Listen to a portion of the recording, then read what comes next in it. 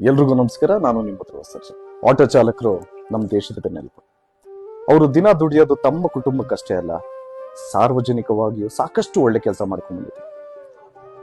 ಇವತ್ತು ಅವರು ತಮ್ಮ ಕುಟುಂಬ ಸಾಕಕ್ಕೂ ಭಾರಿ ಕಷ್ಟದ ಪರಿಸ್ಥಿತಿಯಲ್ಲಿ, ಯಾಕೆಂದ್ರೆ ಎಲ್ಲೂ LPG ಗ್ಯಾಸ್ ಸಿಗ್ತಾ ಇಲ್ಲ, ಎಲ್ಲ ಕಡೆ ಆಟೋಗಳು ನಿಂತೋಗಿದೆ. ಇನ್ ಕೇಸ್ ಗ್ಯಾಸ್ ಸಿಕ್ಕಿದ್ರು 1 to 2 ಇನ್ಯಾವಾಗ ಅವರು ಗ್ಯಾಸ್ ಹಾಕಿಸಿ ಬಾಡಿಗೆ ಹೊರತು ಹೆಂಡತಿ ಮಕ್ಕಳನ್ನ ಸಾಕ್ತಾರೆ. ನನ್ನ ಮನವಿ ಕೇಂದ್ರ ಸರ್ಕಾರಕ್ಕೆ ಹಾಗೂ ರಾಜ್ಯ ಸರ್ಕಾರಕ್ಕೆ, ನಾವು ಆ ಪಕ್ಷ ಈ ಪಕ್ಷ ಅಂತ ಮಾತಾಡೋದು ಬೇಡ. ನೀವೆಲ್ಲ ಹಿರಿಯರಿದ್ದೀರಿ, ತಿಳಿದವರಿದ್ದೀರಿ, ಇದನ್ನ ಆದಷ್ಟು ಬೇಗ ಬಗೆಹರಿಸಿ ಅಂತ ರಿಕ್ವೆಸ್ಟ್ ಮಾಡ್ತಾ ನಾನು ಮಾತು ಮುಗಿಸ್ತಾ ಇದ್ದೀನಿ. Thank you so much. ಜೈ ಶ್ರೀರಾಮ್.